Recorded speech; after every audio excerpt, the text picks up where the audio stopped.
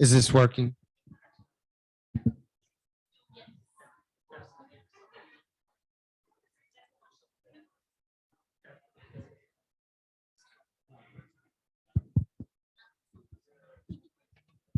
It's always scary. You feel like the rooms are really small for the mics, but I also, oh, don't leave. You can stay.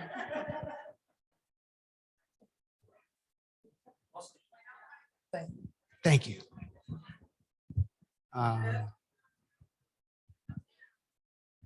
We'll just give it a couple minutes. I know it's late in the day and everybody's excited to see one another in the halls. I know I'm seeing people I haven't seen in a long time, and it's pretty fun. So.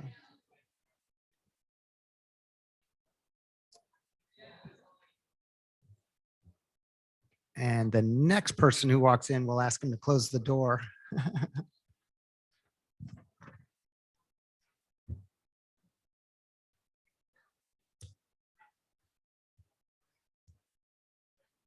Hey, Chris, can you do me a favor and grab the doors there? Thank you.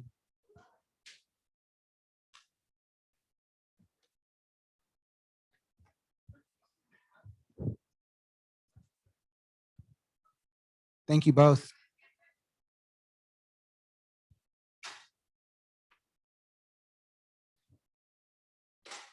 All right. Well, thank you for taking time this afternoon to sit with Dan and I. We hope we meet all of your hopes and expectations of a late afternoon presentation. We are presenting on site selection criteria, and we're coming at it from two different perspectives. I'm going to talk about an equity lens process that we use at Northwest Housing Alternatives, and Dan's going to talk about cost considerations. And then at the end, we'll kind of experiment a little bit in how those two things come together in decision making. So this is us. Next slide, please. Oh, we have online. How many people do we have virtual? 20. Fantastic. Welcome. That's kind of scary. Remind us what we need to do for the folks online, please. Okay. Great. Thank you so much. Okay. So I'll lead off. I'm Trell Anderson. I'm the executive director at Northwest Housing Alternatives. I've been in this role for about 4 years, but I've been working in the industry in affordable housing in Oregon my whole career. So that's now pushing 28 years. It's hard to believe. And so I just bring a lot of local experience to this, and I'm excited to serve in this role. Northwest Housing Alternatives and myself have had a long time partnership with Dan and Walsh. Dan, just briefly yourself, please. Yes, so my name is Dan Snow. I'm with Walsh Construction. Been with Walsh for 32 years now, just starting my 33rd year. And right now I'm currently the vice president in charge of our affordable housing division. And I've seen a lot of affordable housing over the years, and I've been involved in a lot of projects with NHA, and look forward to continuing our relationship with them. And we'll leave it at that. So I'm going to lead with this part about using our equity lens. So just next slide, please. Just a brief overview of Northwest Housing Alternatives. We're one of the several nonprofit organizations in the state that does affordable housing. We're a member of Housing Oregon. I serve on the board as the treasurer currently. We work statewide, although we were founded originally around 1982 in Milwaukee, Oregon, and started a homeless family shelter there, which we still operate today, doing homeless services for families in Clackamas County. But currently we have over 2,000 units in our portfolio statewide in 16 different counties. And we have 6 projects under construction right now around the state. So we're going to be adding about another 800 units to our portfolio here in the next year. And we're in communities like Coos Bay and Florence, Warrenton, Ontario, Tigard, a couple sites in Portland. And so we've really tried to use this fabulous foundation that we established in Clackamas County and then branch out across the state with our capacity. Dan, do you want to just talk Sure. about Walsh real quick? Next slide, Next please. slide. Yeah. So Walsh was founded in 1961 and been a general contractor. And really, we started essentially pretty small, two brothers as a painting company, but quickly moved into the affordable housing world and have been there kind of ever since. And the main bulk of our work is in the affordable world, which I'm happy to lead. And it's just such a great piece of what we do, and it really helps the communities in which we live. So in the past 10 years, we've completed roughly a little over 200 affordable projects in Oregon, all in a collaborative way with partners to attain, the owner's goals. So, and we work with NHA. It was probably on 30 projects or so over the last number of years. And we also routinely help all of our nonprofit clients and owners out in regards to kind of site logistics and site selection early on in the process. So, Okay, next slide, please. And even the next slide, please. So at Northwest Housing Alternatives, when we're considering a site or a project in different communities, first I want to say we consider all the same things everyone else does from a development perspective. We're looking at, the zoning, the size, the parking requirements, who's next door. Is it going to require any kind of adjustment? Is it in a design review? Will we have to do design review? Is it historical district? All of that same stuff everyone else is considering as well. But over the years, and what kind of brought forward this presentation, well, I'll say over the last 3 years, what we have found ourselves doing is integrating components of our equity lens into our site selection. And so while on the one hand, we're doing all the math, all that algebra and trigonometry, all those different other factors, we found ourselves asking ourselves questions about where are we and who are we doing this with and why. And so I'll just share some of our process. Before I get into our equity lens, I want to just make sure, I might say some things that might, I don't know, I'm not intending to turn anyone off here. I'm not intending to point fingers at anyone or offend anyone. This is just how at Northwest Housing Alternatives, how we have taken an equity lens and applied it to our site selection. So I just want to, there might be some critique in here, but again, point it back at us. This is our process developed by our staff and our board and how we're approaching site selection at this point, okay? So next slide, please. So this is our equity lens that was developed by our staff in 2019 as we kicked off a new strategic plan. And this is on our website. Our strategic plan is loaded with racial equity goals and social justice activities around housing and homeless services. This is in our equity policy guide. And this is the equity lens that our staff developed. Down the left-hand column, our strategic plan is organized around people, place, partners, and process. And then we decided across the top that there were several components to this that we really wanted to pay attention to. Power sharing, racial equity and justice, and then environmental sustainability and environmental justice came up for us as well. So this was a series of then questions that we ask ourselves when we're making decisions internally about our process and our programs. We even applied this to selecting a new accounting software, just to go through that process and have an exercise about it. We did this with all staff in a fishbowl exercise, where just trying to integrate the use of our equity lens through the organization. And so I'll use that example where our CFO was just trying to pick a new software package, but I asked her to do that, apply the equity lens to her process and invite all staff to it, just to watch and listen and learn. So we did that about 3 times on different internal pieces to get our kind of build our muscle around this approach using an equity lens. It's due for an update. There's dated language in here, dated concepts, and we know that.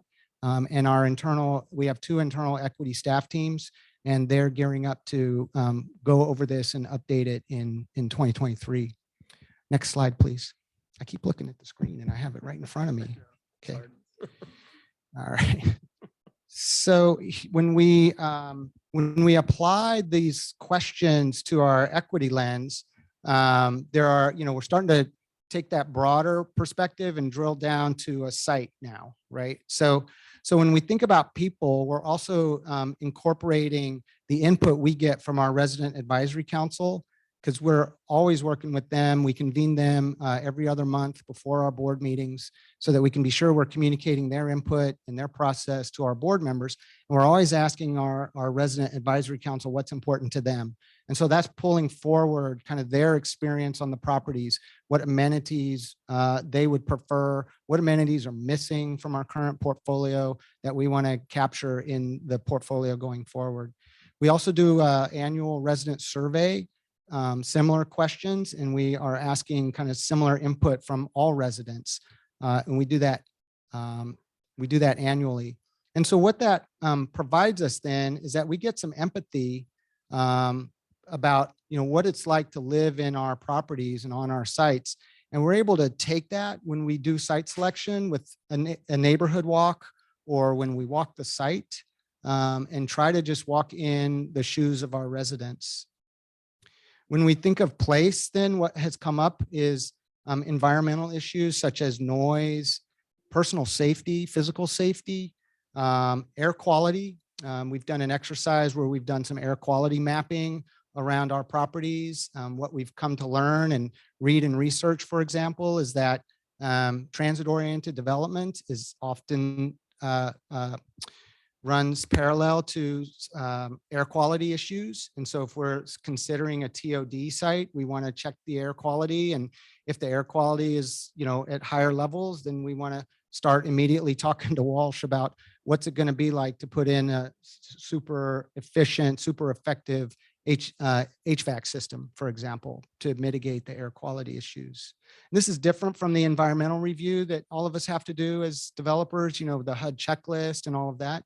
This is like very early pre-screening for us now. When we think of partnerships, we think what community are we in? If we're in Coos Bay, who else is here? The tribes are in Coos Bay. There's a community action agency in Coos Bay. There's a mental health provider in Coos Bay. So we don't ever want to act like we know it all going into any community or into anyone's site. And so we're always thinking about who the local partners are, who's already here. Are there any local culturally specific organizations, and are they looking at the site, or are they doing development? Because we don't want to compete. If possible, we want to complement. We certainly don't want to compete. And then have we been invited by local officials? Have we been invited by local service providers? That plays a role for us too, as we're thinking about entering a community that we might not already be in. And then in process, it's just this overall, holding this overall kind of harm reduction, if you will, concept. Like, we know there's been a lot of harm, particularly in communities of color, throughout the history of real estate development in our country. And we just don't want to perpetuate that. And so, what does that mean? We're always asking ourselves, what does that mean? And how do we not repeat what we know has been missteps over 400 years of history of real estate development in this country? And then we always have our assessment of environmental sustainability. What can we get here with solar? What can we do with energy efficiency? Is this a great place for electric cars? That kind of overlay as well. Okay, so how does this get applied then to a specific site? Next slide, please. So here's an example, and this is where I start to get a little nervous that I don't want to offend anyone. So right now, the Portland Housing Bureau has an RFP out to develop a site on Southwest Barber, and we've staff in the room. So Tanya, apologies. What I might just be about to say here. Okay. Awkward moment. It's on Southwest Barber. I think this site was purchased by Metro originally. I think it was meant to be in conjunction with perhaps thinking there's new light rail coming. If you remember, as voters, we did not approve that. So here's a site that there's a great development opportunity. When we went and walked the site, and we had heard that there was going to be a priority for families, we're walking that site and we're walking that neighborhood with that in mind. When we walk that site and we're talking about, it's also considered a transit-oriented development site. So, we're starting immediately to overlay our air quality issue, our noise issue. Transit-oriented development means very little parking. And so now we're talking about a family site pushing density up towards 90 units with, I'm going to exaggerate, maybe 6 parking stalls. Okay, 20, but for 90 families, right? So we expect families with kids. When we walked out of the site and onto Barber, we recognized that there's no sidewalk. No sidewalk on this side of Barber, no sidewalk on that side of Barber. The speed limit is, I think it's 35. There was nobody driving 35 on this section of Barber. They're coming around that corner really fast. The closest bus stop is about 2 blocks down on the other side of the street. There's very little pedestrian improvement to get to that bus stop. One of the great parts of this site we heard about was the little black dot. There's an elementary school right next door to the site, which is great for families with kids, except there's a chain link fence between this site and the school. And that kind of works for me. I mean, as a kid, I would cut right through that or climb over it. I'm fine with that. But as a developing property and being a property owner, of course, we'd have to have a conversation with the school about how do we get better access, because otherwise you're walking around. I'm going to point to the map. I'm sorry, I might be losing some of the online folks, but you have to walk out onto Barber. There's Lauradell Street over to Capitol Highway to get into the entry of the school. And so I just couldn't imagine myself with little kids in tow walking that every morning and every afternoon. So we came to the conclusion that this wasn't a good site for us for those reasons. We did not want to put families in a position where they're having to navigate that, safety, really manage safety for themselves and their children. The site's not really big enough for a play area of any substantial size. Again, so you'd want to push kids to the school. But, there was a barrier there with that chain link fence. So we just decided, this isn't where we want to house families. If it were seniors, we'd be interested. We could arrange for transportation. Seniors are walking less. We feel like we could support seniors in this environment much better than we could support families. So that's an example of how we use the equity lens here. Next slide, please. And I realize that both of my examples here are publicly owned properties. And again, I'm a little bit like, oops. So this is the Wilsonville Transit Center, which also did an RFP for developers in Wilsonville. Any Wilsonville staff here at the moment? Or on virtually, maybe? So again, awkward moment, but the site, transit-oriented development, it's a bus mall, essentially. And then right across from the bus mall is a huge parking area. So it's wanting to be used like a park and ride, and it is. But they wanted family housing.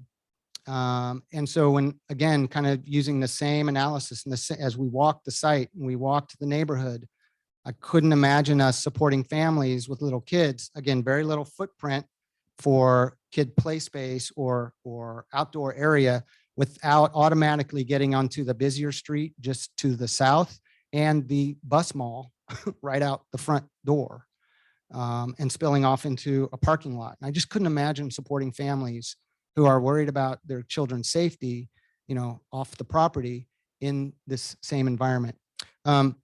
This site, what it's got going for it also is a Fred Meyer within walking distance. That's less than a mile walk. It's in the lower right-hand corner. But to traverse from the site in red all the way to the Fred Meyer, that's all light industry. It's not a neighborhood. And so you've got, mid-sized to large-sized trucks moving in and out of there. There is sidewalk either on both sides of that, east and west, to walk on. But they're pretty significant traffic corridors. And again, with that light industry traffic going on, again, just hard for us to imagine, supporting kids at this site. So again, with their emphasis on family housing, which is needed, I'm not debating that at all. Family housing is sorely needed in our region and across the state. We, again, just didn't feel like this worked for us for family housing, and it further isolates families. And we want to provide family housing opportunities where people have access to opportunity, where there's better integration into the community, where it's easier to galvanize and organize community support around kids and around families. So those are two sites, for example, where, again, we're applying, our equity lens and what we hear from our residents to our site selection. Next slide, please. So just some other examples. This one is about partners and being invited. A couple years ago, there was an RFP, I think by the city, to develop a site in the Coley neighborhood. And so we were interested. It's a very good site, neighborhood-based, family-oriented. But we also knew that NAIA, is doing housing development, and NAIA is active in Coley. And so we called NAIA, and we wanted to partner with NAIA and ask if, they'd be interested in partnering. Well, first we asked, are they pursuing the site? We want, we got to a conversation that said they were. We asked if they wanted to partner. What they told us was they had already been approached and had already decided to partner with someone. So that meant that we had, our options were this. We could look for another partner and go for it. We could go for it ourselves and compete against NAIA in either one of those scenarios. And instead, pretty quickly, we just decided to step back and to stand down. It just didn't make sense to us as we're developing our working relationship with NAIA. We have some other conversations going on. We're working on some program work together. It just did not make sense that we, as another nonprofit organization, compete against NAIA's application. So similarly, there are sites that are RFP'd in North and Northeast Portland where we know that PCRI is active, for example. And again, we don't want to compete with PCRI if PCRI is interested in pursuing those sites. So we always try to be in communication with PCRI staff about what they're doing and how they're approaching it, if there's a partnership opportunity. And at least twice now, we've stepped away from pursuing opportunities because PCRI was interested even in another partnership. And then lastly, there was a RFP, just as another example, there was an RFP for a property on like 74th and Gleason, I think another Metro purchased site. And we got pretty excited about it. We were talking with a partnership with Hacienda CDC about approaching it. And we got a call from Human Solutions who said, how about the three of us? This would be a great project for the three of us to pursue. So we got all excited and we hired a consultant to help us work through it on a fast track, figuring out our roles and responsibilities. And we really got to a point where for us, we could just see that there really wasn't room for three of us in this project. It ended up, the proposal being submitted was basically two different housing types, one that fit Human Solutions really well. The other one fit Hacienda really well. They're both capable developers. It didn't make any sense to split a developer fee three ways, or, they got the two of them combined have fine balance sheets. They didn't really need our balance sheet at this point. So we stepped out of that and just, did it in a way that, I didn't want to leave our partners hanging in any way. So we made sure, they were okay with that they felt confident in going forward without us. But again, just thinking through the partnership there and really wanting Hacienda in particular, and Human Solutions needs some pipeline as well. we stepped out of that partnership and that application as well. It did not get funded. NAIA's did, by the way. I don't know if I mentioned that, but NAIA did. NAIA's project did get funded, and they are moving. I think it's already built, maybe even leased. It's on its way. So yeah, so those are my examples of just how we've begun to use the components of our equity lens as we're thinking about sites and site selection. And you can see it's kind of a process to kind of big thinking to now getting kind of specific, and it really boils down to a handful of very early, I'll say easily digestible components that I have found that our housing development staff and I, like, if it's not the first thing we're thinking about, you know, zoning, parking, density, price of land, cost of site improvements, we're getting ready to transition. It's right there next. These are, you know, if we think it's a great site, this is the very next thing we're thinking about is who are we partnering with? How are we partnering? Is there somebody else already pursuing it and thinking about it as well? And are we needed in that space? So happy to chat later. Should we do questions now? Yeah. Okay. Yeah. You need to have a mic, right, for the online folks. Thank you. So one of my questions was, in doing your site analysis, how do you make the determination or distinction that you want to pursue a site, knowing that you can move the needle in a positive direction versus, you know, removing yourself from the process altogether and knowing that that development is still going to be built by someone else with less capability to, you know, provide. How would we move forward in partnership? Sure. Let's see. Well, I'll use an example. Chris Hardy's in the room here from Hillsborough. And there was a fierce competition for a site in Hillsborough about 2 years ago. Bienestar, yay, Bienestar, won that opportunity with the Housing Development Center. And we went in with Hacienda for that proposal as well. We decided to compete for a couple of reasons. We were invited to take a really good look at it by the local jurisdiction. We knew that we had a wonderful culturally specific partner to do so. We knew that there was a lot of interest by larger private developers. And we have a belief that nonprofits bring a different value to development and affordable housing. And so we wanted to make sure that at least Bienestar or Hacienda, you know, had a really good chance at winning that opportunity. So that's an example of making the decision to go forward with it. I'll use a Coos Bay example. There's a site in Coos Bay that was RFP'd by the city. What we found when we were doing our legwork in Coos Bay is that there really was just a real lack of housing development capacity. So there's social service organizations in Coos Bay that know what they're doing. They know the people they're serving. They organize among each other really well. But there was some lack of the technical capacity to do a tax credit project in Coos Bay.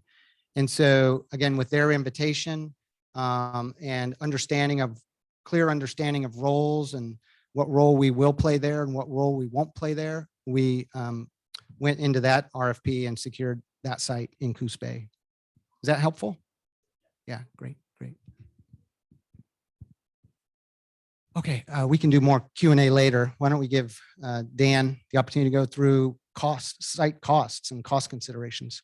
Right. Thank you, Trell. I just want to say I really appreciate Trell and NHA for really, I work with a lot of nonprofits and for-profit developers and taking the initiative to actually, I think harder about this than any other firm at this point in time. So appreciate that. And it's just nice to see. So yeah, next slide, please. Yeah, why don't we switch? I might have some numbers to share. So I wanted to start with this slide because I wish I had $1 for every time a developer said, "Hey, I got this great project and it's a great site." And it's like, oh God, here we go again, you know? Um, so hopefully by the end of this presentation, you guys will come away with just some things to think about as you're looking at sites and looking at potential projects and trying to find a way to make them pencil. Because there's quick work that has to be done, you know, in an RFP process, or when you're trying to, in 30, 60, 90-day window to try to figure out if you want to, you know, take on the site. So it's not rocket science by any stretch of the imagination what you're going to be hearing. I think most of you guys know all of these questions, but hopefully I'll be able to shed a little more light on the situation. So I'm going to start with some just site considerations and variables that we look at on sites, and then go into some specific examples of sites, and then present with those sites some numbers so you can kind of get a feel for kind of what we do and maybe what's important to you guys. So the last thing I would say, I was kind of thrown this by one of our senior managers in our office to see if this kind of made sense. And at the end of that conversation, he said, "Yes, are we in the building unit business? Are we in the landscaping business?" So I thought that was kind of appropriate for trying to figure out, you know, what sites are good and then what sites present other challenges. So next slide, please. So site procurement, it isn't no magic here. So sites can either be purchased, donated, you know, it can be in existing sites that are in the owner's portfolio, or it can be an RFP development. I lost my one page here, but so there's no magic in that. But it seems like we always get stuck more with what we get versus, you know, being able to choose. So I think, yes, you know, there's lots of ways to go about getting a site, but you know, for the most part, we kind of get what we get, especially in the RFP process. PHB has, you know, land that goes with the RFP. So we're kind of, it is what it is on a lot of these cases. So just have to watch out for that. This picture is a good example of, you know, a site being pretty benign looking, but this is down at River Place sitting on top of a sawdust pile. So, you know, big development, but lots of underground conditions that, you know, drive up costs considerably. So even though a site may look, hey, look, this looks great, but there's stuff that you need to kind of do your homework on to make sure it's what you're thinking it is. So next slide. So initial site considerations starts really at program. You know, program can be simple or complex depending on what the needs of the project are. There can be occupancy separations. There can be wage determinations. Lots of stuff kind of can happen with the actual site. On a particular project that I'll go over, there were, you know, 2 nonprofits on this project, a Head Start building, housing, and then a parking garage below. So when you start to combine all kinds of different programs on a difficult site, it just shows you how difficult it is and how quickly the costs can grow based on those factors. So program is important. If you're building a simple housing project versus the project I just mentioned, huge difference. Location, obviously, if you're in and around Portland, it's pretty complicated right now and difficult to find good sites that are actually cost effective. But so it's pushing us out into different areas. Is it close to, you know, Portland? There's a sub base that can service the project. Or are you out, you know, in a coastal or a rural environment where there's not a strong sub base? Things are going to take longer, and you're not going to get good bid coverage. So things may be a little bit more expensive. So location is important. Topography obviously is super important. As the gradient becomes greater, the costs become greater. So certain slope is okay on projects, but it's the kind of the Goldilocks factor of finding just the right amount. Geology, super important. What's under the ground is talked about River Place down there on top of a sawdust pile. We just actually finally teed up a project from about 2 years of working on a project down in Warrenton. We thought the site was okay. Did some initial geotech investigation. Come to find out after we purchased and get into it, there's a 20-foot kind of mushy layer. So we ended up having to, do piling on the project, which, increased the cost significantly. So again, what's underneath is pretty darn important. Access is important. And I think this picture on the right is a great, a great picture to show how access can really affect the cost of your project. This is a project I think started back in 1990, right off of Burnside, right at the base of the hill as it's going up. Market rate development apartments, but as you can see, the project actually had to build a elevated roadway that was heated to get people in and out for the winter months. So, when you start to kind of accumulate these costs against your building square footage, it just drives costs immensely high. So, so access is super important. Jurisdiction, again, is important. Building in design review areas in downtown Portland, completely different than building in, anywhere in the outlying districts or, in the more rural areas. So all again, jurisdiction comes down to cost and time that add to the difficulty of getting these projects to pencil. And then an item I didn't have on here is just hazardous material. Doing the due diligence on the hazmat is very, very important. So next slide, please. So site cost variables. These are more specific once you kind of get your program figured out and things that are really kind of cost drivers. So shoring a wall with tiebacks, anytime you have to go into the ground and you're in and around adjacent properties where you can't lay back your excavations, shoring and tiebacks are extremely expensive. Not only expensive, but they take time and add to your schedule and duration. Piling and ground improvements, again, even on small structures, sometimes sites have to have piling, as I talked about the one in Warrenton. So again, a big cost and time driver. Excavation, the amount of excavation is huge.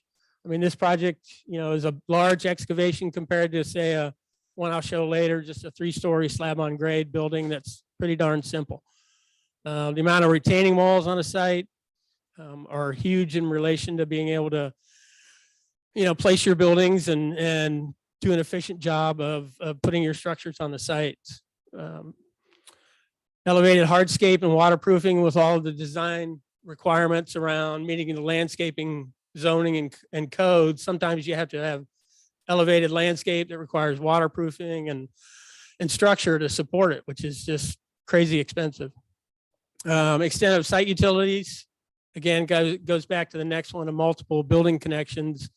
Every building you have on site has to be connected with sewer, water, power, sidewalks, and everything. So the more buildings on the site, the more access and all those things just continue to add cost. Power is always a big one. It's always, you never know where the power for your site's coming from. Some sites have to, develop and build, 3 blocks worth of infrastructure just to get to the power to your site. So those are some of the big variables we look at when we're looking at a site to be able to dump into the performa to see if it's going to work or not. Then I figured I would, next slide, please, sorry. I would dump in some site soft cost variables. So one thing to think about in terms of difficult sites is not only are they difficult from a cost standpoint, but they take more time to design and permit typically. The land cost per unit is always a consideration. And then, as I just said, the soft costs from the architectural team, depending on the degree of difficulty, more consultants, more time to get things done, more fees. Permit fees are based on overall cost, and permit duration, as I said, can be added because of, for instance, on the past picture, the shoring and the piling and ground improvement are extra permits and extra consultants to get stuff, designed and in for permit, and it just adds to time and dollars. So The other biggie is obviously construction interest on debt, which is a big deal and getting bigger by the day, it seems like. So the longer a project goes, the more construction interest and the more projects cost. So with that, I think I'll jump into the next slide and get into kind of some specific examples of projects. So this is a project where just got funded. It's on Powell Boulevard out on 112th, but pretty simple project. 3-story slab on grade. Bulk of this project is housing. There's a little bit where the storefront glass is a little bit of community program and common area program. But for the most part, this is a housing project. Next slide, please. This is a picture of the site. So what I tried to do was show, the building footprint in the darker color and the site work in the lighter color. So as you can see, it's not a bad ratio. It's about half and half of, you got your building footprint, which, and then site work, small parking, little landscaping around the perimeter, and then a little bit of a courtyard. As you can see, there's housing on the bulk of the first floor, except for the right side of the screen there. So next page. So here's where the numbers come in, and you don't have to get too focused on numbers. Some people like numbers, some people don't like numbers, can't. But so site square footage, it's about a 30,000 square foot site. The footprint of the building is about 17. So, and then the building square footage is 3 stories. So it's about 3 times that, or 50,000 feet. So the footprint to site ratio is something we look at because it really tells you, site work is expensive. So the more site work you have, it just goes against your building cost. So a ratio of a little over half is not bad, depending on the size of the site. Your building square footage compared to your site, you get above 1 and you're starting to do pretty well because you're getting higher and you're getting denser. So your building count is going up. So on this particular project right now, our site costs are a little over $1 million. So when you divide that by the site, it's like $34 a square foot on the site or $20 a square foot on the actual building square footage. This particular project has 49 units. So the cost per unit is about $21,000 per unit. And right now, and I'll come back to the schedule, but this is like a 56-week duration we're figuring right now. So pretty simple project, not a bad site to building ratio, and pretty darn straightforward. It's relatively flat. There's no retaining. There's no real grade to it. So it's pretty simple. So next slide, please. So it's a project in North Portland, 187 units. So a big project. Next slide, please. So this is the site. It's got actually 6 buildings. The buildings are shown in the gray color. There's another common community building in the middle, and then the light green is obviously the site. So you've got about 6 acres worth of site and 6 buildings on the site with 187 units. The site has a fair bit of grade from the bottom to the top of the page, somewhere in the 14-foot range. So in terms of stuff I talked about, retaining wall, number of buildings, number of utility connections, and just the actual amount of site you're dealing with is large. So next slide, please. So the second line is the site we're just talking about. So again, site square footage, close to 6 acres. Building footprint's only 50,000 feet. So you can see the footprint to site ratio is now down to 0.21. So it means you've got a bunch of extra green space you're going to have to deal with. The building square footage to site, again, is below 1, which means, again, just have a large site that you're dealing with. And then the big number, obviously, is site costs. So spending $6.2 million of site costs on this particular project. And again, it's $37 a square foot on the building square footage. And it's actually $26 a square foot on the site cost because there's just so much area to look at. So again, you can't be fooled by the numbers. I mean, I think at the end of the day, you have to get projects to pencil, and it kind of comes down to cost per unit at the end of the day. But so based on even the $6.2 million, the site cost per unit are, $33,000 a unit on this particular project. So starting to creep up there. So next slide. So this is a project in Multnomah Village that we've been working on trying to get right sized, but it's a very sloped side. It slopes about 20 feet from the left side to the right side of the page.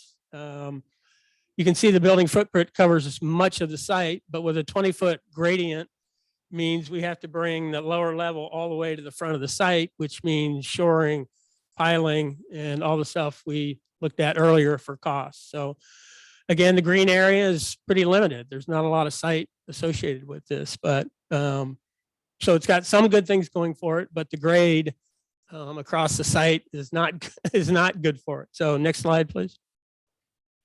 So this is kind of a lot of pictures here, but starting in the lower right-hand corner, you can see the first two levels, or the first level of the site kind of digs into the hillside all the way deep into the site. So again, shoring and piling. The second picture is the next level, which again goes back to that same distance. And because of, this is a project I talked about, the 4 different owner groups and different programs, there's a head start in that orange area, which requires occupancy separation. So based on this current design, both of the first 2 levels have to be out of concrete, which obviously is an added cost to have a much more expensive structure in there than the wood frame. And as you move up to the last top picture on the right, there's 3 levels of wood on top of that. So as you can see, down in these 2 pictures, I mean, we're filling up the site, which is great, very dense, but the degree of difficulty of access and other items, the very costly items that we talked about, just really drives the cost of this up. So next slide, please. So again, dumping these numbers in, small site, 21,000 feet, building footprint, is 16. So it's covering a lot, as I said. Again, building square foot is pretty good. That ratio is up to 3. So there's a lot of building per the site square footage, which is good. But as you can see on a site that's even smaller than the Powell Boulevard site, we're spending $1.8 million on this particular site. So again, the site cost jumps up to $83, and on the building, it's down to 27. So only 44 units, and you're now up to 41,000 per unit just because of the site and the program that's put on that site. Next slide, please. This is a project down in Lincoln City, 44 units. Again, very challenging site. This is a site that the state provided for the fire damage. The site presented this site. So we're hoping to get started on this next month. Next slide, please. Just a couple of just pictures to give you a little feel. It's right on 101 and then goes down the hill. Next slide, please. And then here's kind of a picture from the side hill. So there's again, 24 feet of fall on this site. It may look simple from the street, but it's really very, very sloped. Next slide, please. So again, 44 units, building footprint is stacked as efficiently as we could. It's mainly a housing project. There's units down on the first floor, a little bit of housing common area adjacent to the parking, but big area over on the left side that's got a bunch of retaining wall and ramps and stairs to get from the hillside down in as a second access. And then the parking lot is really just a bunch of retaining wall that's sitting up in the air, really, really tall, just so we could get all of the ADA grades to work. So a lot of site work for 44 units. So next slide, please. So again, the ratios, site square footage, building footprint is not great at 0.21. As you can see, we're spending even more money than we're spending on the Multnomah Village one based on the same unit count, just based on that sloped site. The other thing based on this project, we do have to improve the right of way out on Highway 101 and do some more utility work out in the right of way. So again, added cost. So as you can see, this one comes to a unit cost of $43,000 per unit. So we kind of went from, best case per unit to worst case per unit. But a good example of why sites are so tricky to get your arms around. You may think, well, it's a smaller site. You know, you look at North Portland where, gosh, we have to spend $6.2 million, seems crazy. But you come down to the Lincoln City site and you're actually spending more per unit just based on the degree of difficulty. So the last one I want to throw in, next slide, is a project right down the street that we did. Just as an example of how numbers can kind of trick you sometimes. 12-story building, half block. Next slide, please. Again, great footprint to site ratio. Next slide, please.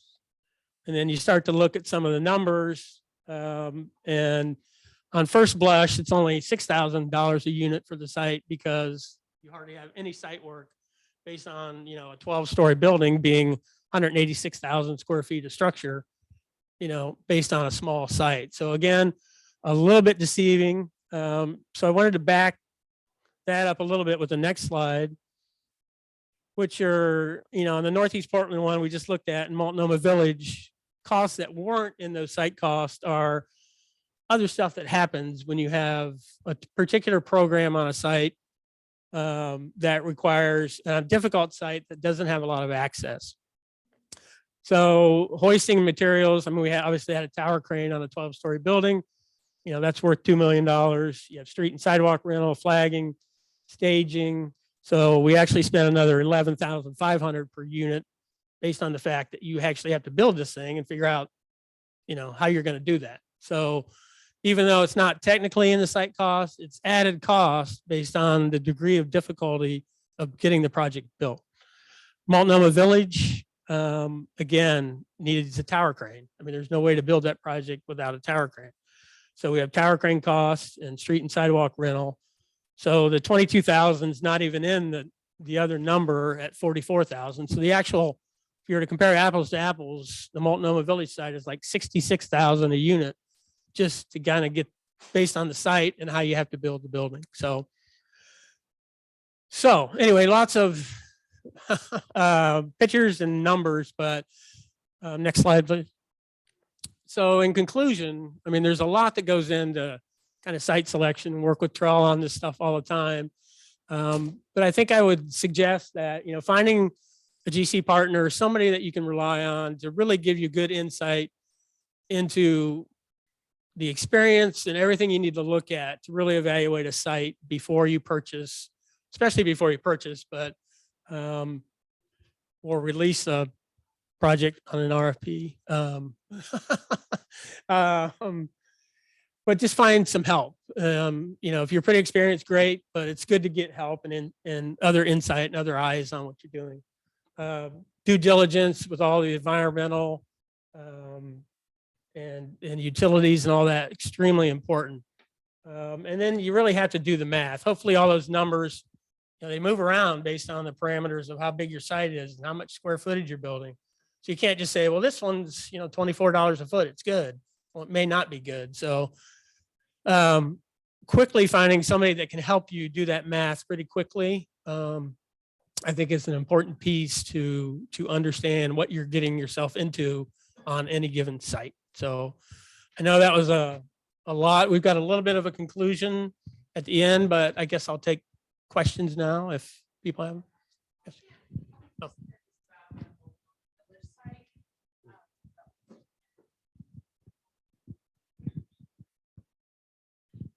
I was curious about the Multnomah Village site. Since it has such a huge footprint, where's the parking for that site? I don't know if you could toggle back to the, I'll tell you when to stop. Right there, that's good. So parking is actually, just point to it, it's easier. Yeah, parking was access from down below and it's all under here. I can go back one more if possible. So yeah, parking actually came back to this line. So, you know, having to get the grade from 20 feet down or 24 feet down all the way back into here required, you know, shoring all the way around. There's even more shoring up into here. And parking is always, always the worst word in the room when it comes to structured parking. So yeah, it's just expensive. So. Oh, sorry. My question, Daniel, was when you were doing the schedules, Oh, yes. on one of them, it showed like it was an extra 30 weeks, I think, to do the Multnomah Village site. Did you take into account just like the GCs and how much longer the construction cost? How much Right. more it cost because of how much longer it was going to take because of the complexity of the site? Was that factored into the additional costs? No, I No. didn't, but I did mention I wanted to come back to that schedule at the end of the day. Because that's an important piece. The Multnomah Village site is a great example of, we're building 49 units in 56 weeks on the 3-story slab on grade, simple, easy building, but it's taking whatever that was, 83 weeks or something, 30 more weeks to build less units on a very complicated site, just because if you can only do one thing at a time on that Multnomah Village site, you got to get the pile guy in there, you got to get him done, and you have, excavation, and then you do concrete, 2 levels of concrete, and then it's just a slow slog. So, I mean, that is a ton of GCs and a ton of extra money, which wasn't factored into that, but yeah. Anthony with PCRI. I just had a general question. Have you worked with sites that have, I guess, brownfield where you had to remediate a site or, and what are the costs and things like that? I was just curious. You can speak generally. Yes, have on many different sites. So again, it goes to due diligence and finding out what you're really up against. Did a project, I think, back in 2000 down at Union Station, phase A and phase B, and the pedestrian bridge, and that site was very contaminated. Ended up having to, do blood testing, and everybody was in white suits, and it took longer, and so there's a lot of protocol for figuring that out, but it's complicated, and you have to really know what the hazardous material is and how you deal with it and what you can and can't do. And there's a lot of people out there to help get you that information, but sometimes, like, back in the day when PDC was trying to get all of that work done, I mean, there were dollars around to pay for that. So it's, it's certainly doable, but it is a pretty big monetary issue. Well, on today's dollars, I'm not sure, but it can be, it's hard to say. I mean, depending on the size of the site, it can be anywhere from, certainly a 6 can be a 7 number figure, depending on the, if you're digging out, a parking garage and putting a parking garage in that, yeah, you could be some big numbers. Oh, so going back to Lincoln City, you mentioned about the right of way. And so I'm wondering, you mentioned about factoring in cost. And so why wouldn't that be something the city would do?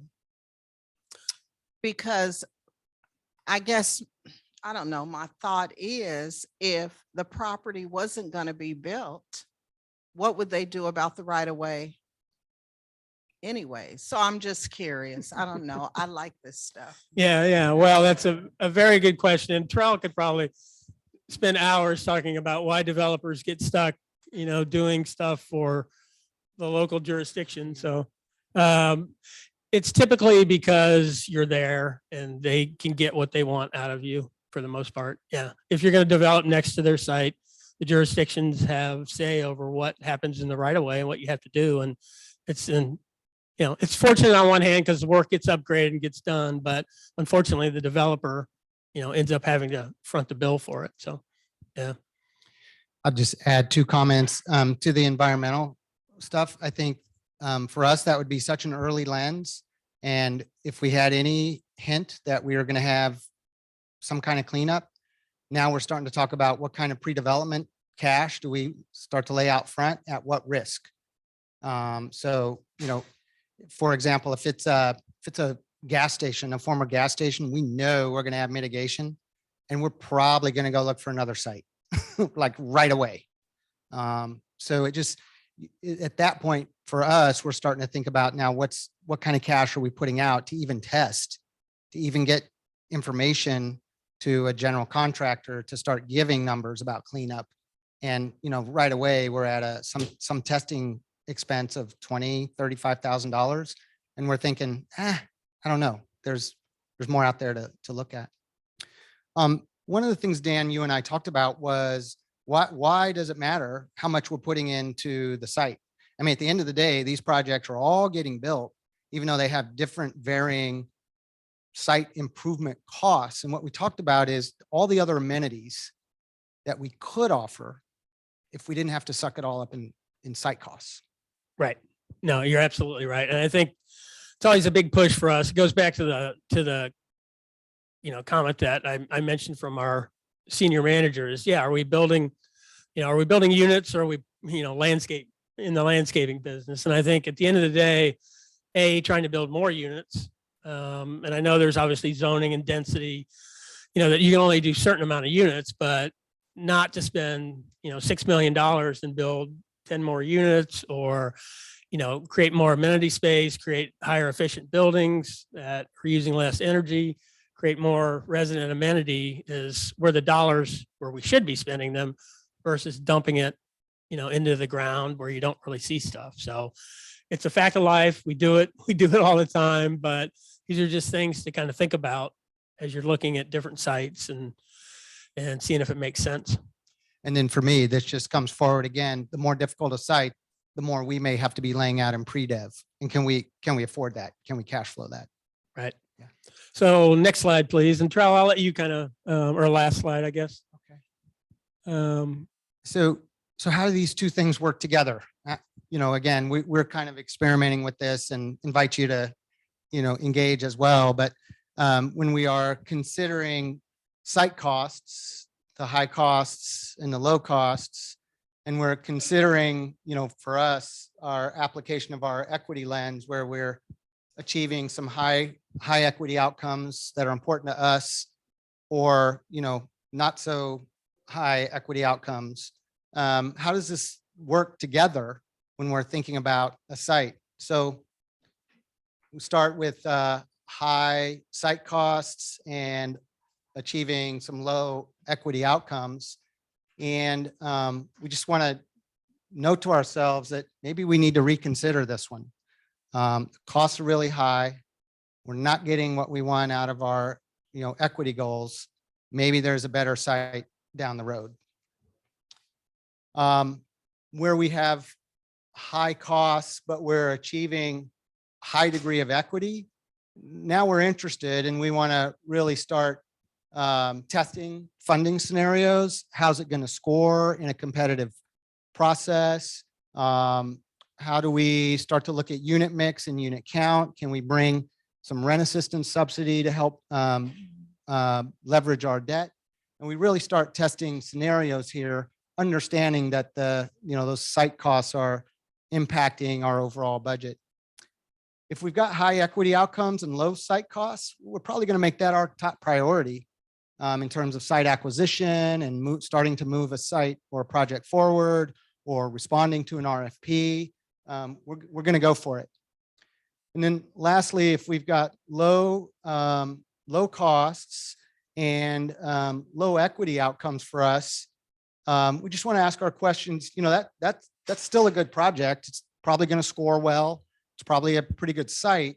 But then we start asking ourselves, how else can we achieve our equity goals within the deal? It's probably a good site. We're going to move forward. So how else can we achieve equity goals? By partnership, MWSB contracting, our community outreach and engagement, and really starting to think about achieving equity goals within the project itself on that one. So that's I think we're supposed to go to 4:30, but yeah.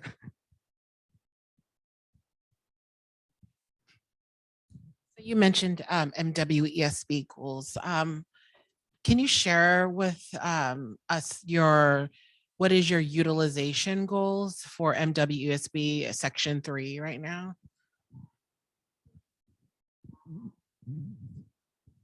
I think this is pretty industry wide, but we start at 30% within the project. But we try to overachieve that in our soft costs, and that's where we're hiring other professional firms. So the 30%, I think, is a starting place usually for the hard costs. But then we're always looking for other opportunities around the project as well. I think I would just add that, different jurisdictions are different in regards to what their particular goals are. So, they're typically we look at that first, but I think Walsh is pretty good. We typically exceed all of the goals that are all the MWSB goals. But there's, something is challenged, but we continue to strive and try and do exceed for the most part in meeting those. But it does vary from spot to spot a little bit. Yeah. I realize I need to be mobile if there's more questions. So you mentioned having developed in more rural and coastal areas. I'm wondering if you've had challenges around meeting your MWESB goals and sort of how either from the developer or contractor side you've approached solving that problem. I think I should probably take yeah. that one. Yeah.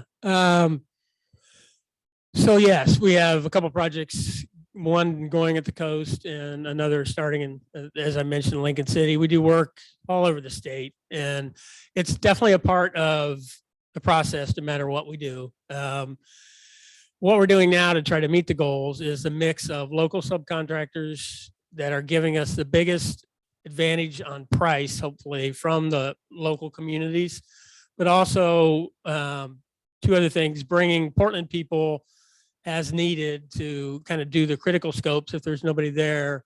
And if they're not certified, we're trying to do teaming and do partial, so that they're at least buying material or trying to get procurement from, a certified source. So that we're at least getting some value there. And then really doing a firm look at all of the certified, co-bid firms in the area to try to get involvement. So it's a constant process. We use what is called a contracting plan, where we kind of know the budget up front and we know where we can get, we're going to get 10% in mechanical, electrical, plumbing, and fire sprinklers. So where do we find the other 10 or 15 or 20%, knowing we can get a landscaper and the painters and drywallers, and which firms are typically co-bid firms that we know we can get on that particular project. So a lot of upfront early math to really plan it out. You can't just go into the final bid and hope you're going to, get the result you want. So there's a lot of thought put in from, the original estimate all the way through the bidding process to maximize that participation. Are there any questions from the online folks, the remote folks who have joined? Not yet. Okay.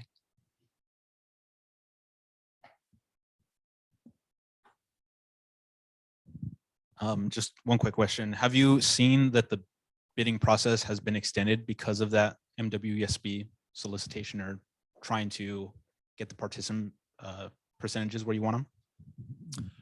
I don't know that it's really extended. Right now we're trying to push for more time in that process and move up kind of the bid a couple weeks.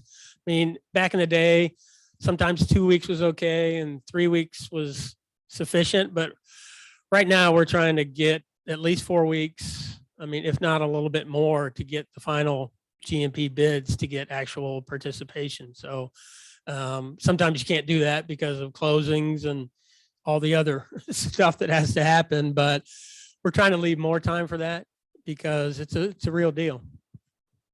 So just trying to give yourself as much time as possible is what I would suggest.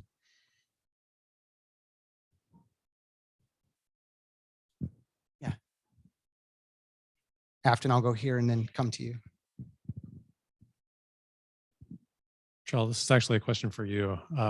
On the front end of things, as you're looking, and you pointed out some issues, and I know that a lot of affordable housing, it comes up to RFPs, you're stuck with a site or not, right? How creative do you tend to get with trying to sort through the issues and challenges that you see with sites before you make that go, no go, or run away quickly decision? I mean, we try to be creative, quick, and upfront, but we also we're celebrating our 40 years in community service this year. So we have a lot of built-in knowledge and experience about what's working with seniors and families and veterans and people with disabilities across our portfolio. And we are routinely getting input from folks. I would say we don't try to get overly creative because we know what's working for folks. We know what they want. There's always more expense in creativity. And right now we're feeling cost constraints, both in development, but also in operations and in resident services. So we have that in mind as well. Where we do get creative, it's in partnership with other organizations and inviting them early to the table in the conversation. I think that's probably where we find most of our innovation is in the service side and supportive side when we're partnering with other community-based organizations. In the earlier meeting this morning, a lot of folks were convening and doing small talk, and in the groups, in the recommendations coming out of the group was, we just need more time. All of us need more time to talk to each other so that we can do partnerships and integrate our services and our programming more. So that's how I would answer that question.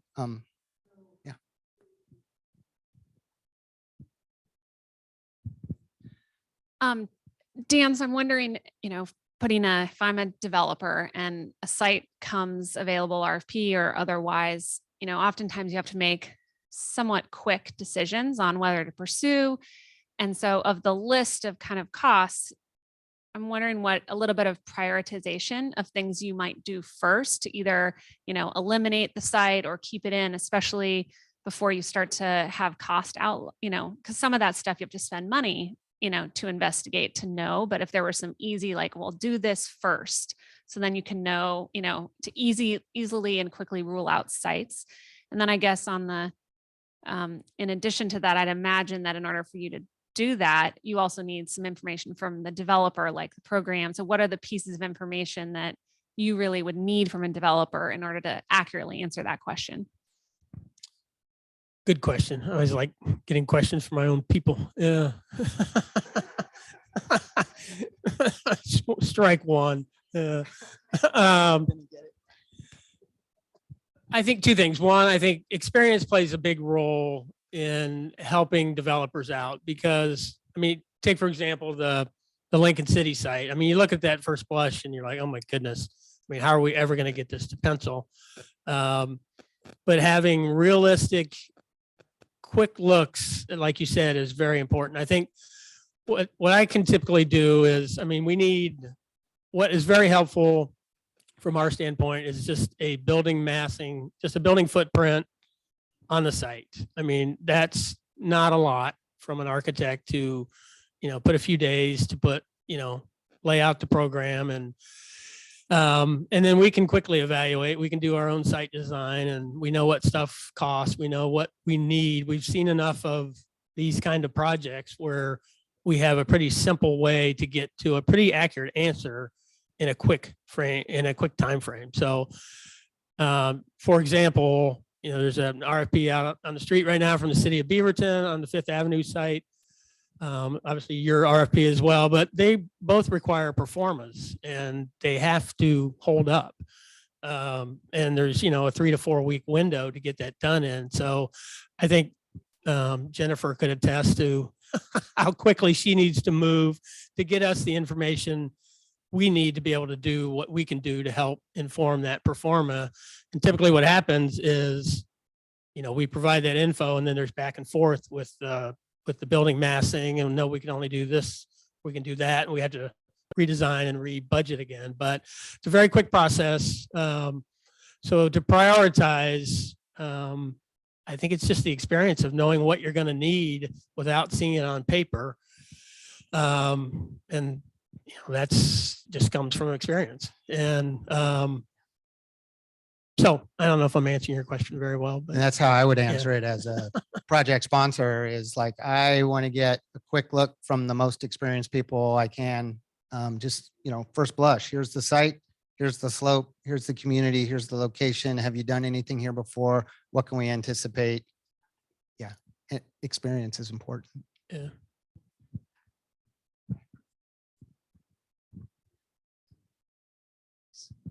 I know you guys aren't real estate brokers, but can you talk about the marketplace, especially in the Portland metro area?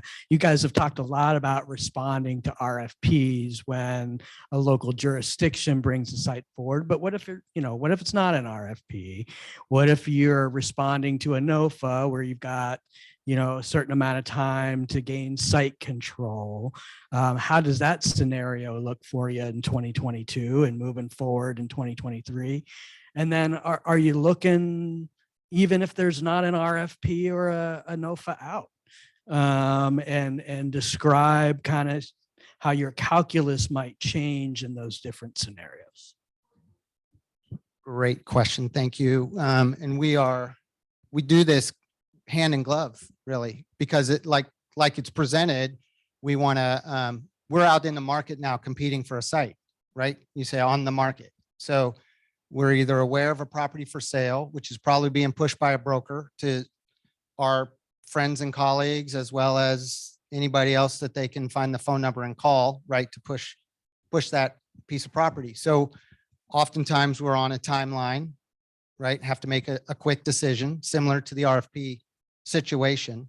And so when we get that offer sheet, we start right in again with the zoning, the density, the parking, the jurisdiction, is there wetlands, right? And then pretty quickly are involving a GC at some level, asking similar questions.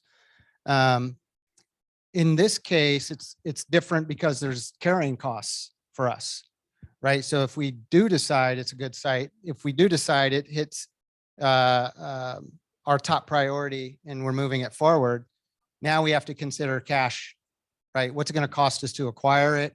And how long do we have to carry it until it gets funded? If right now things are a long carry, right? Because we know there's a whole discussion going on in this conference about the backlog of projects and funding. And, we're all very concerned with the new pipeline.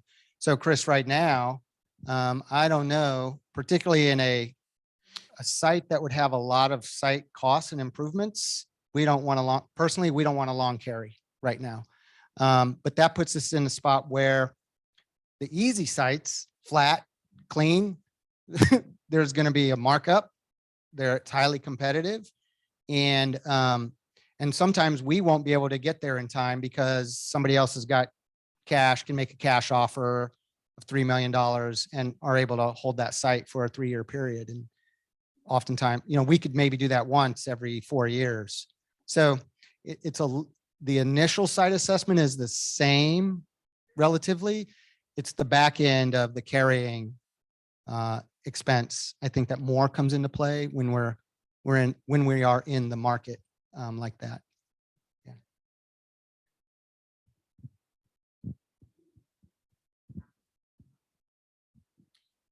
Do you do proactive searches also? You talked about the RFPs and the offer sheets are more reactive. It lands in your lap and you have to make a decision. Do you, and how often do you proactively go out in the market and look? I'd say we're in a good spot personally for us where we don't need to do a lot of market outreach right now. I think because we've been successful recently around the state, we have people calling us, which is a great place to be for us. But we do have several brokers who we've worked with over the years who, they know what we're looking for. If it fits our criteria, they'll send us that sheet, or they'll call us and say, we got something coming online. I thought I'd call you guys first. But we don't really dedicate staff time to go out and look. Instead, we've got it set up pretty well where people will call us with opportunity so we can spend our staff time doing this quick analysis. There is one online question which has been kind of waiting. So before we dive in there, I just want to. Do you need the mic? No, I can read it. It Okay. says, the strategy for meeting Section 3 and MWSB requirements is to break larger contracts into smaller contracts to award to smaller, more diverse firms. Do you have any experience with this strategy? And if so, can you speak about your experience with that strategy? So Afton, you want to come up and answer that? Yes, we do have a lot of experience with that strategy. We've been doing that for probably, I don't know, I don't know Afton, but since I remember we did a lot of it on New Columbia, the new development, New Columbia redevelopment. There were a lot of teaming there. We teamed up with smaller GCs on different aspects of that project and have really carried that throughout the last 20 years of continuing to find ways for larger firms to get teamed up with smaller firms to build their capacity, get them experience on bigger projects, and hopefully get them the mentorship required, not only in the field, but on the business side to grow their business. And I don't know, Afton, you could speak to many businesses, but yes, a lot of experience, and it's a part of our contracting plan on kind of every project we look at about how we can put together the right teams to meet the goals that we're trying to meet. So hopefully that answers the question. So this question goes back to the carrying cost question, but it's a little bit of a twist. Hi, Dan. So how often are the deals that you're working on or considering, are they pure land deals versus where there's an income producing component to it that you might hold for a period of time to lower your holding costs and then repurpose the property to something that has a higher and best use?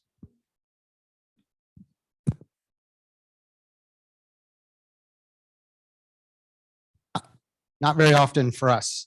It seems like, so what you're suggesting, there's like a existing property, it's got an existing use, maybe it's an adaptive remodel down the road when we can get it funded. That's usually some kind of commercial acquisition, right? And then a conversion to residential scenario. We just haven't been interested in those. I think mostly because this is my gut instinct is there's a lot of capital outlay for that scenario with a lot of risk in the conversion. And I don't think we've even tested, the construction costs, right, to do that conversion. We're actually developing one right now that included a historic adaptive reuse.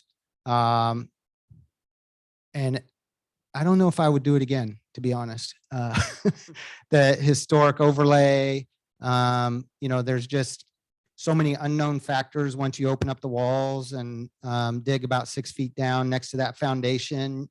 You really don't know what's there until you can look at that level. If you've got something, we'd be happy to take a look at it. But again, my gut just says there's way too much involved there in terms of an acquisition cost to begin with, and then way too much risk for us to carry and manage. Yeah, I would just add that a little bit of marketing for Walsh Construction, but we've got a little when we're able, we've got some a little fund set aside to purchase land to help our nonprofit clients get through the actual land purchase. The project on Powell is a good example of that. We actually bought the land and we'll get reimbursed at closing for it, but that's been a 3-year carry.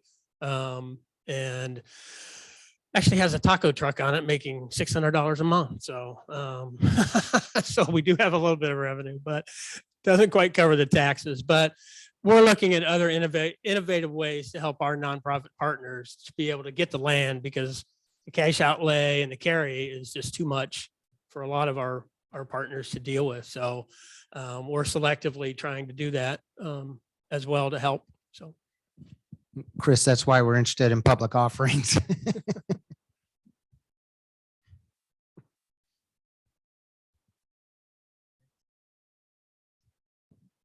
Okay, well, thank you. I hope this was helpful in some way, or